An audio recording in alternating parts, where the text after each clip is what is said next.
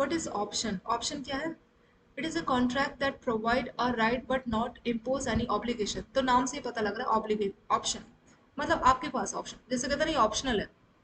Optional मतलब आपकी मर्जी, अगर आप करना चाहे इस एग्रीमेंट के साथ जाना चाहे तो आपकी मर्जी है, अगर आप नहीं जाना चाहे तो भी आपकी मर्जी, तो वो क्या ऑप्शन। तो एग्जैक्टली इसका नाम है ऑप्शन कॉन्ट्रैक्ट। तो ऑप्शन कॉन्ट्रैक्ट में क्या होता है? It is a contract that provide a right, यानी आपके पास राइट है but it does not impose any obligation. Obligation का मतलब होता है कि आपको ये काम करना ही है, वो होता है ऑब्लिगेशन। तो ये आपके पास राइट है कि अगर आप चाहे तो आप यूज कर सकते हैं, लेकिन किसी टाइप का ऑब्लिगेशन नहीं है, कोई जोर जबरदस्ती नहीं है कि आपको इसी रेट पे बाई या सेल करना है। टू बाई और सेल है फाइनेंशियल इंस्ट्रूमेंट। तो वो हो गया हमारा ऑप्शन कॉन्ट्रैक्ट। जैसे आप कोई शेयर या कोई सिक्योरिटी बाय करना चाहते थे और एक रेट इन्होंने डिसाइड किया था ऑप्शन कॉन्ट्रैक्ट के तहत, तो वो आपकी मर्जी है। क्योंकि वो ऑप्शन कॉन्ट्रैक्ट है तो आपकी मर्जी है कि आप उस रेट के साथ जाना चाहें, वरना आप अपने प्रीमियम को इग्नोर कर दीजिए, क्योंकि प्रीमियम तो आपको नहीं पे करेंगे, आपने कुछ प्रीमियम पे किया। ये वैसे ही होते हैं। ऑप्शन कॉन्ट्रैक्ट को आप ऐसे ही मान लीजिए जैसे इंश्योरेंस पॉलिसीज है। ठीक है, तो जो हम इंश्योरेंस पे करते हैं, अगर कुछ हो गया तभी हमें पैसा मिलेगा या नॉमिनी को पैसा मिलेगा, कुछ नहीं हुआ तो आप उसके प्रीमियम को भूल जाते हैं। वही चीज़ यहाँ ऑप्शन कॉन्ट्रैक्ट के साथ भी है कि अगर आपको रेट लगता है कि मार्केट में रेट, जैसे हमने डॉलर का एग्जांपल दिया था कि बैंक और कस्टमर के बीच में बात हुई थी 70 रुपये को लेकर कि 1 डॉलर के लिए हम आपसे 70 रुपये चार्ज करेंगे, और बैंक ने मान लीजिए कुछ प्रीमियम उसे चार्ज किया कि 5 रुपये 10 रुपये कुछ प्रीमियम बैंक ने अलग से चार्ज किया। ठीक है, इधर हो गया। मान लीजिए कि अगर टोटल उसकी जो रेट है वो चला गया 70 रुपये, सॉरी 70 से मान लीजिए 75 रुपये चला गया। तो कस्टमर ने देखा कि मार्केट में 1 डॉलर का रेट है 75 रुपये और मेरे को कॉन्ट्रैक्ट के तहत 70 रुपये में 1 डॉलर परचेज करने का राइट है। तो क्या करेगा? वो अपने ऑप्शन के साथ जाएगा। क्यों? क्योंकि ऑप्शन के थ्रू उसको 70 रुपये लेके बैंक 1 डॉलर देगा।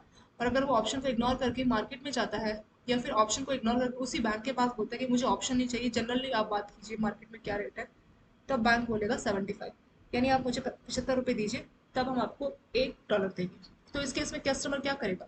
इस केस में कस्टमर अपने कॉन्ट्रैक्ट के साथ जाएगा। अगर इसका उल्टा हो जाए, 1 डॉलर की बात हुई है 70 में, मान लीजिए मार्केट में 1 डॉलर का रेट हो गया 65, तो कस्टमर ने देखा कि 65 रेट हो गया और मेरे को कॉन्ट्रैक्ट के तहत सिर्फ 70 रुपये पे करना है, यानी ज़्यादा पे करना है, तो उस केस में कस्टमर क्या करेगा? वो अपने उस कॉन्ट्रैक्ट को इग्नोर कर देगा। क्यों? क्योंकि अगर वो कॉन्ट्रैक्ट को इग्नोर नहीं करेगा तो उसको 70 रुपये दे के 1 डॉलर मिलेगा।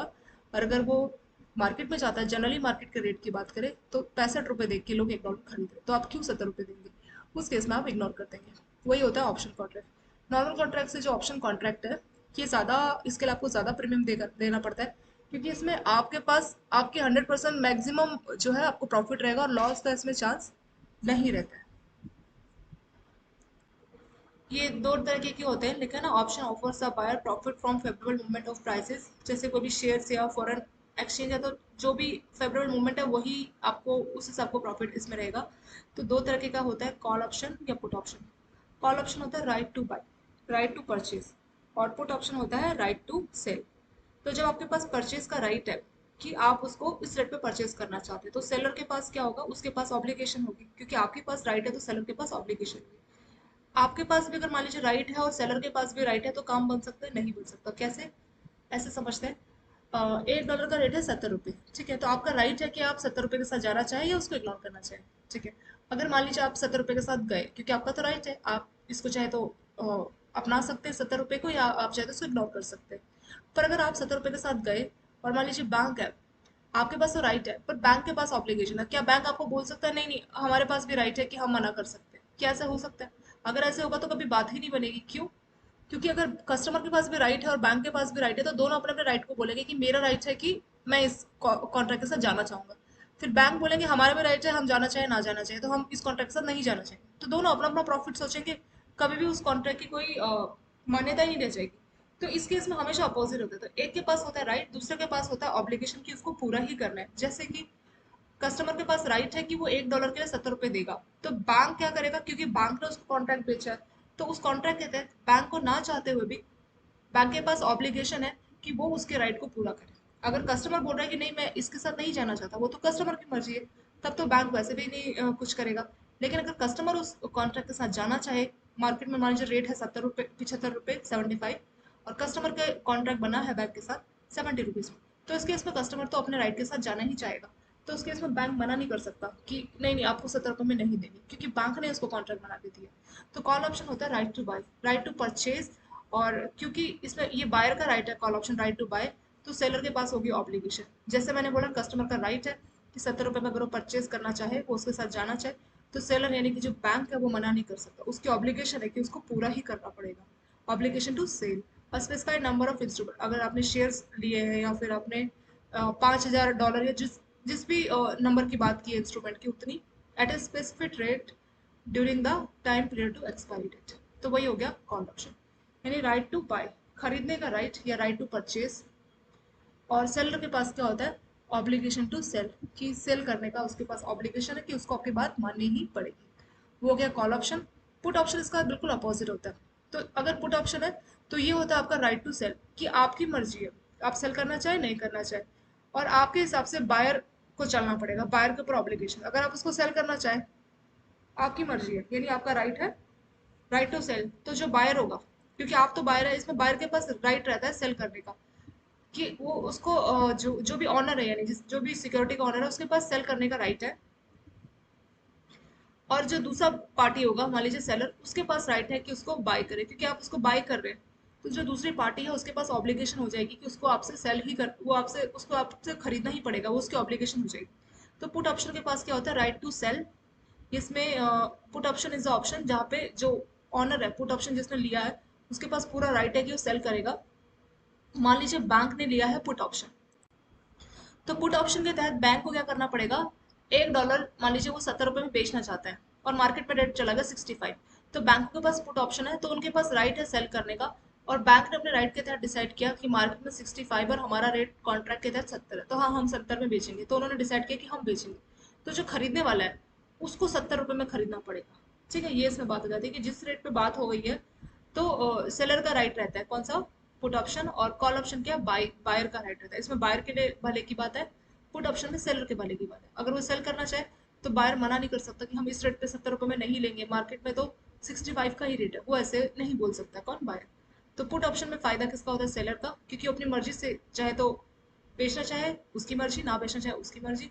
और कॉल ऑप्शन में बायर के लिए होता है, ये बायर का बेनिफिट है, अगर बायर खरीदना चाहे तो ठीक है, ना खरीदना चाहे तो नहीं, ठीक है। ठीक है, वो बायर की मर्जी चलेगी। और इसमें जो अपोजिट पार्टी है, इसमें बायर की चलेगी तो सेलर को उसकी बात माननी पड़ेगी।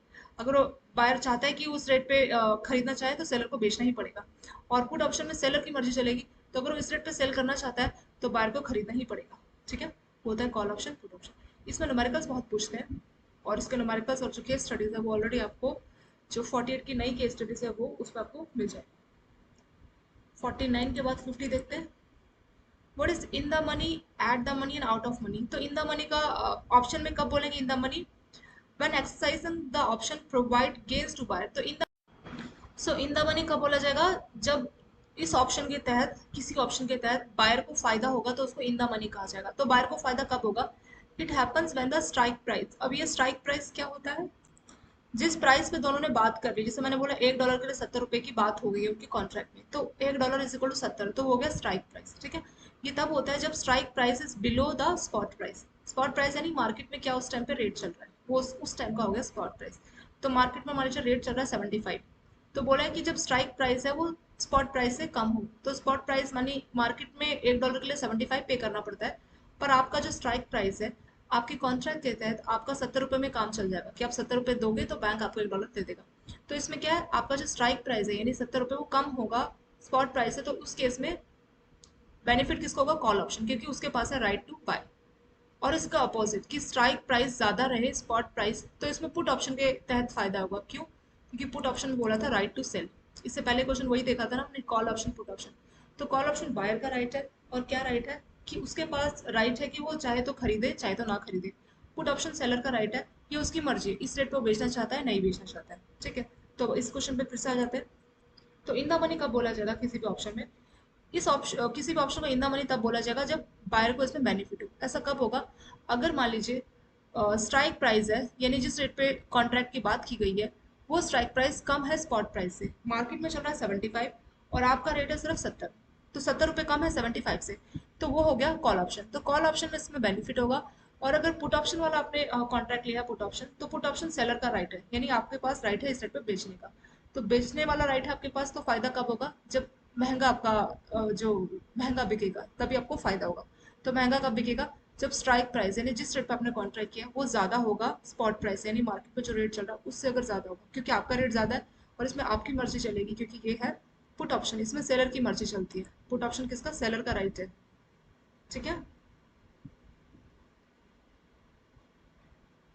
इसमें ये जो लाइन है इसका एग्जैक्टली लाइन इसमें सही लिखा नहीं है, ये जो है टाइपिंग मिस्टेक है। पुट ऑप्शन ये सेलर का राइट है कि उस रेट पे सेल करना चाहे, और बायर की मर्जी नहीं होती, बायर का होता है ऑब्लिगेशन। ठीक है, इसमें ये जो वर्ड है ये जस्ट अपोजिट है कि पुट ऑप्शन में पुट ऑप्शन जो है सेलर का राइट है और कॉल ऑप्शन बायर का राइट रहता है।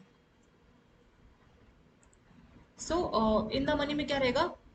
अगर आपके पास कॉल ऑप्शन है तो कॉल ऑप्शन में आपका फायदा तब होगा जब स्ट्राइक प्राइस कम होगा, और अगर आपके पास पुट ऑप्शन है क्योंकि सेल करने का राइट है, और अगर आपको आप सेल करने का राइट है तो आपकी ही मर्जी चलेगी, क्योंकि सेल करने का राइट है तो आपको फायदा तब होगा जब जिस रेट पे आपका कॉन्ट्रैक्ट है वो ज्यादा रहेगा, क्योंकि ज्यादा रेट पे आपका कॉन्ट्रैक्ट रहेगा और मार्केट में रेट कम चल रहा होगा तो आप ज्यादा रेट पे बेच सकेंगे और बायर को आपकी बात सुननी ही पड़ेगी। ठीक है, क्योंकि सेलर का तो राइट है पर बायर की ऑब्लिगेशन है, मतलब उसको आपकी बात माननी ही पड़ेगी। ठीक है, उसका ऑब्लिगेशन है, उसका राइट नहीं है। जैसे मैंने कहा था कि अगर बायर सेलर दोनों का राइट होगा तो कभी उस कॉन्ट्रैक्ट की कोई वैलिड मान्यता ही नहीं रह जाएगी। ठीक है, वो वैलिड ही नहीं होगा, क्योंकि दोनों बोलेंगे मेरा राइट है मेरा राइट है, तो दोनों अपने फायदे का सोचेंगे तो कैसे काम बनेगा उस कॉन्ट्रैक्ट का? वो कॉन्ट्रैक्ट की मान्यता चली जाएगी, वो अमान्य कॉन्ट्रैक्ट हो जाएगा। ठीक है, तो हमेशा इसमें एक का अगर राइट होगा तो दूसरे की ऑब्लिगेशन आ जाएगी। मतलब अगर एक का राइट है कि वो सेल कर सकता है, सेल का राइट है, तो दूसरे को खरीदना ही पड़ेगा। वही होता है हमारा राइट ऑफ पुट ऑप्शन। तो अगर पुट ऑप्शन है तो बेनिफिट कब होगा? तब होगा जब सेलर प्राइस ज़्यादा होगा, सॉरी स्ट्राइक प्राइस ज़्यादा होगा। अगर कॉल ऑप्शन है बेनिफिट कब होगा? तब होगा जब स्ट्राइक प्राइस कम होगा। ठीक है, ये हो गया इन the money. At the money बहुत सिंपल है, इसमें क्या होता है कि कोई प्रॉफिट कोई लॉस नहीं है, यानी जो स्ट्राइक प्राइस है वही होता है इक्वल टू स्पॉट प्राइस। यानी हमने कॉन्ट्रैक्ट किया $1 के लिए 70 रुपये, और मार्केट में भी चल रहा है $1 70 रुपये, तो ना इसमें प्रॉफिट हुआ ना लॉस हुआ। अगर हम राइट लेना भी चाहे तब भी हमें 70 रुपये पड़ेगा, अगर हम राइट ना भी लेना चाहे अपना तब भी हमें 70 रुपये पड़ेगा। ठीक है, तो एट द मनी में क्या होता है? कोई प्रॉफिट कोई लॉस नहीं। इसमें दोनों के लिए ही होता है, चाहे आपने कॉल ऑप्शन लिया चाहे आपने पुट ऑप्शन लिया, क्योंकि अगर आप लेना चाहे तब भी आपको 70 रुपये मिलेगा, बेचना चाहे 70 रुपये मिलेगा कॉन्ट्रैक्ट के तहत। अगर आप नहीं बेचना चाहे, मार्केट में बेचना चाहे तब भी आपको 70 रुपये मिलेगा, तो इसमें ना प्रॉफिट है ना लॉस है। ठीक है, कॉन्ट्रैक्ट की वजह से ना प्रॉफिट है ना लॉस है। वो था eight the money. Out of money बिल्कुल ये जो इन द मनी है उसका जस्ट अपोजिट होता है, उसको बोला जाता है out of money. Where exercising the options result into loss to buyer, तो इसमें क्या होगा? बायर को लॉस होगा। बायर को लॉस कब होगा? तब बोला जाएगा आउट ऑफ मनी। आउट ऐसे याद कर सकते हैं, पैसा आउट हो रहा है तो आउट हो रहा है मतलब आपको लॉस होगा, तो बायर को लॉस कब होगा? बायर को लॉस तब होगा जब ये सिचुएशन उल्टी हो जाएगी, यानी कि स्ट्राइक प्राइस ज्यादा हो जाएगा स्पॉट प्राइस से, उस केस में बायर को लॉस हो जाएगा। ठीक है, वो होता है out of money.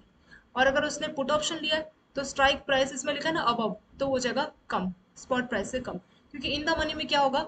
In the money में देखा जाएगा कि उसको बेनिफिट हो रहा है बायर को, तो बेनिफिट कब होगा? जब स्ट्राइक प्राइस ज्यादा है, यानी जो प्राइस बायर को दिया गया कॉन्ट्रैक्ट के तहत वो ज्यादा है, तो उसमें उसको बेनिफिट होगा, क्योंकि उसके पास सॉरी जो स्ट्राइक प्राइस है वो कम रहेगा, क्योंकि उस जिस रेट पे उसको कॉन्ट्रैक्ट मिला है वो कम है, वो 70 रुपये है और स्पॉट प्राइस ज्यादा है 75 रुपये, तो उस केस में बायर को फायदा होगा। आउट ऑफ मनी में जिस इसका अपोजिट है, इसमें बायर को लॉस होता है। और लॉस कब होता है? जब स्ट्राइक प्राइस ज्यादा रहेगा। अगर ज्यादा रहेगा तो, क्योंकि स्ट्राइक प्राइस यानी जिस रेट पे कॉन्ट्रैक्ट किया गया वो ज्यादा है स्पॉट प्राइस के कंपेरिजन में, तो अगर वो कॉन्ट्रैक्ट के साथ जाता है तो उसको लॉस, और प्रीमियम लॉस तो उसको वैसे भी है, तो हो गया आउट ऑफ मनी। इसके ऊपर इन the money out of money, इसके ऊपर केस स्टडी मैंने आपके लिए बहुत सारी अवेलेबल कराई है, वो 48 केस स्टडीज में आप देखिए। इन the money, at the money, out of money, इसके ऊपर ये क्वेश्चन आंसर थ्योरी फॉर्म में भी पूछते हैं कि पुट ऑप्शन के केस में क्या होगा, कॉल ऑप्शन के केस में क्या होगा, तो इस वाले को कंसेप्ट को अच्छे से देखेंगे, ये बहुत ज़्यादा हेल्पफुल है। और ये वाला जो इससे पहले का स्लाइड है ये बहुत ज़्यादा इंपॉर्टेंट है। कॉल मनी क्या है? बायर का राइट है कि वो उसको परचेज करना चाहे ना करना चाहे। इन दो स्लाइड पे बहुत टाइम हमने लगाया इसलिए, क्योंकि ये जो कॉल ऑप्शन पुट ऑप्शन ये और इन the money, at the money, out of money, इसके ऊपर आपका 2-3 सेशन, लास्ट 2-3 सेशन में 5 नंबर का ऐसे केस स्टडी पूछा गया था कि कब इन द मनी होगा, कब आउट ऑफ मनी होगा, और कॉल ऑप्शन में क्या होगा, पुट ऑप्शन में क्या होगा। तो आपको ये सारे केसेस याद रखने हैं। ठीक है, कॉल ऑप्शन हो गया राइट टू बाय, आपका बाई करने का राइट है पर जबरदस्ती नहीं है, ऑब्लिगेशन नहीं। लेकिन जो सेलर है उसके ऊपर ऑब्लिगेशन, क्योंकि जब आपने डिसाइड कर लिया कि मुझे बाई करना है इस रेट पे तो सेलर मना नहीं कर सकता, तो सेलर की ऑब्लिगेशन है बट आपकी नहीं, आपका सिर्फ राइट है, वो होता है कॉल ऑप्शन। पुट ऑप्शन क्या होता है? राइट टू सेल, आपका सेल करने का राइट है, मतलब आपकी मर्जी है, आप चाहे तो यूज कीजिए, सेल कीजिए उस रेट पे, वरना आप इग्नोर भी कर सकते हैं। लेकिन जो बायर है उसकी ऑब्लिगेशन है कि आपको उसी रेट पे खरीदना पड़ेगा, वो होता है पुट ऑप्शन। तो कॉल ऑप्शन पुट ऑप्शन एक दूसरे को बिल्कुल अपोजिट है। आप एक चीज याद कर लीजिए, दूसरा आपको ऐसे ही याद हो जाएगा। ठीक है, तो कॉल ऑप्शन बायर का राइट है कि अगर उसने डिसाइड कर लिया कि मैं इस रेट पे बाय करना चाहूंगा, तो जो सेलर है, सेलर कौन है, जिसने उसको कॉन्ट्रैक्ट बेचा है, जिसने उससे कॉन्ट्रैक्ट करवाया, तो जो सेलर ऑफ कॉन्ट्रैक्ट है जिसको आपने प्रीमियम पे किया है, तो अगर सेलर ने डिसाइड कर लिया कि नहीं मुझे इसी रेट पे, सॉरी अगर बायर ने डिसाइड कर लिया मुझे इसी रेट पे बाय करना है, तो सेलर उसको मना नहीं कर सकता। जैसे हमारे कस्टमर का एग्जांपल कि $1 के लिए उसने बोला कि मुझे 70 रुपये पे करना है, और वो बोलेगा कि ठीक है, आप एक महीने बाद उसने बोला कि नहीं मैं आपके साथ एक कॉन्ट्रैक्ट के साथ ही जाना चाहूंगा, तो बैंक को ना चाहते हुए भी मान लीजिए मार्केट में रेट है 75, तो कस्टमर जो है वो 100% उस 70 रुपये वाले कॉन्ट्रैक्ट के साथ ही जाना चाहेगा, क्योंकि मार्केट में अगर वो कॉन्ट्रैक्ट को इग्नोर करता है तो मार्केट की वजह से उसे 75 रुपये पे करना पड़ता है, तो वो जाना ही चाहेगा इसके साथ। तो इसके उसमें बैंक को क्या हो जाएगा, लॉस हो जाएगा, पर वो ना चाहते हुए भी कस्टमर को 70 रुपये का ही चार्ज करेंगे, तो यानी उनकी ऑब्लिगेशन होगी, यानी सेलर की, और बायर का हो गया राइट। पुट ऑप्शन बिल्कुल अपोजिट होता है कॉल का। इसमें सेलर का राइट है कि इस रेट पर बेचना चाहिए, जो भी यहाँ पे लिखा है डेफिनेशन को थोड़ा आप इग्नोर कीजिए, कि सेलर का राइट है कि वो किस रेट पे सेल करना चाहता है। ठीक है, जो ऑनर है उसका पूरा राइट है कि किस रेट पे उसको सेल करना चाहिए, और जो बायर है, इसमें जो बायर और सेलर, इसके आप जो जगह चेंज कर लीजिए, ये सेलर का राइट है। ठीक है, सेलर का राइट है कि किस रेट पे चेंज करना चाहे, और यहाँ पे जो सेलर लिखा है ये बायर है, और बायर की ऑब्लिगेशन है कि वो उसको मानेगा ही, उसको खरीदना ही पड़ेगा, उस रेट पे वो खरीदेगा ही जिस रेट पे आपने सेल करने का डिसाइड किया, वो होता है पुट ऑप्शन। और इन दोनों कॉल और पुट ऑप्शन के लिए आपको कुछ प्रीमियम पे करना पड़ता है। ठीक है, इन द मनी में बायर को लॉस होता है, एट द मनी में कोई प्रॉफिट कोई लॉस नहीं, आउट ऑफ मनी में बायर को लॉस होगा। इन द मनी में बायर को प्रॉफिट होगा, और आउट ऑफ मनी में बायर को लॉस होगा। अब लॉस क्यों होगा आप खुद ही सोच लीजिए। और प्रॉफिट कब होगा, प्रॉफिट तब होगा जब स्ट्राइक प्राइस कम होगा, जिस रेट पे आपकी बात हुई है उसको बोला जाता है स्ट्राइक प्राइस, और स्पॉट प्राइस यानी मार्केट में क्या रेट चल रहा है। एग्जाम्पल पे बैंक ने बोला कि $1 के लिए आपको 70 रुपये देंगे, तो $1 इज इक्वल टू 70 हो गया स्ट्राइक प्राइस, और एक महीने बाद पता लगा कि $1 का कीमत हो गया 75 रुपये, तो $1 इज इक्वल टू 75 हो गया स्पॉट प्राइस। ठीक है, और स्ट्राइक प्राइस हो गया $1.70, तो 70 रुपये कम है, तो जब 70 रुपये यानी कि जो स्ट्राइक प्राइस है वो कम होगा 75 से, सॉरी स्पॉट प्राइस से, तो उस केस में फायदा है। क्यों, क्योंकि कस्टमर 70 रुपये में खरीद सकता है, वरना अगर वो नहीं लेता कॉन्ट्रैक्ट तो उसको 75 रुपये लेना पड़ता है। ठीक है, तो जब स्ट्राइक प्राइस कम होगा स्पॉट से, तो उस केस में इन द मनी है, क्योंकि बायर को बेनिफिट है। और कॉल ऑप्शन क्या होता है, सॉरी कॉल ऑप्शन के केस में ऐसा होगा, और इसका अपोजिट ले सकते हैं पुट ऑप्शन में। पुट ऑप्शन में क्या होता है, राइट टू सेल, तो आपका सेल करने का राइट है, तो आपको बेनिफिट कब होगा, बेनिफिट तब होगा जब आप ज़्यादा से ज़्यादा रेट पे सेल कर पाएंगे। तो जो स्ट्राइक प्राइस यानी जिस रेट पे आपकी कॉन्ट्रैक्ट की बात की गई है, अगर वो ज़्यादा होगा स्पॉट प्राइस से, मान लीजिए आपके कॉन्ट्रैक्ट की बात हुई 70 रुपये से, और 70 रुपये और मान लीजिए स्पॉट रेट यानी मार्केट में रेट हो गया 65, तो आपकी बात हुई है 70 रुपये में और मार्केट में 65 रुपये का रेट चल रहा है, तो जो बायर है उसको ना चाहते हुए भी आपके 70 रुपये के हिसाब से खरीदना पड़ेगा आपसे। ठीक है, तो बायर का तो ऑब्लिगेशन है, पर सेलर का इसमें राइट होता है, तो वही हो गया इन द मनी। तो इस केसेस में, दोनों ही केसेस में जो बेचने वाला है उसका इसमें प्रॉफिट होगा, अगर हम कॉल ऑप्शन की बात करें। और आउट ऑफ मनी में क्या हो जाएगा, लॉस हो जाएगा इसमें बायर को। अब लॉस क्यों होगा, इसी का अपोजिट कर लीजिए, जो यहाँ हमने पहले पैराग्राफ में पढ़ा उसका जस्ट रिवर्स करते चलिए। यहाँ पे स्ट्राइक प्राइस बिलो लिखा है तो उस केस में अब हो जाएगा। 51 देखते हैं, what is down side potential, तो ये आपको वर्स्ट केसेस में बताता है। Down side potential captures the possible loss and ignore the possibility of profits, तो किसी भी टाइप का आपको प्रॉफिट है उसको तो इग्नोर करता है, और जो पॉसिबल लॉसेज है उसके बारे में बात करता है। Hints it is adverse deviations of target, तो जो भी टारगेट वेरिएबल है उसका एडवर्स मतलब वर्स्ट टू वर्स्ट केसेस में कितना डेविएशंस हो सकता है। It has two component, potential losses and probability of occurrence, तो कितना आपको लॉस हो सकता है, पोटेंशियल लॉसेस हो गया मतलब क्या चांस है, कितना पोटेंशियल है लॉस होने का। और दूसरा होता है probability of occurrences, probability of occurrences का मतलब है कि क्या प्रोबेबिलिटी है कि लॉस होगा। दोनों बातों को ध्यान रखता है कौन, डाउन साइड पोटेंशियल। और द वैल्यू एट रिस्क जिसको हम वी आर बोलते हैं, is the down side risk measurement, तो डाउन साइड यानी कि वर्स्ट केसेस में कितना रिस्क हो सकता है, वही हमारा वैल्यू एट रिस्क बताता है, जिसके ऊपर आपके हमेशा न्यूमेरिकल पूछे जाते हैं, वो न्यूमेरिकल भी हमने आपको कराया है। और वैल्यू एट रिस्क बुक में जो है, बुक के टर्मिनल क्वेश्चन में उसका भी एक न्यूमेरिकल दिया है, उसको भी आप देखिए इस चैप्टर के, उसका भी मैंने आपको सॉल्यूशन कराया, अनसॉल्व क्वेश्चन बुक के लास्ट में आपको दिया हुआ है। बीएफएम की जो बुक है वैल्यू ट्रिस का चैप्टर, उसके लास्ट में भी ये वैल्यू ट्रिस के ऊपर इन्होंने एक न्यूमेरिकल पूछा, वो हमेशा ही पूछते हैं उस टाइप का। उसमें क्या होता है, डेली आपको बता देते हैं डेली वैल्यू ट्रिस कितना है, तो 25 दिनों का, एक महीने का कैसे कैलकुलेट करना है, तो ऐसा होता है daily multiply by square root of N.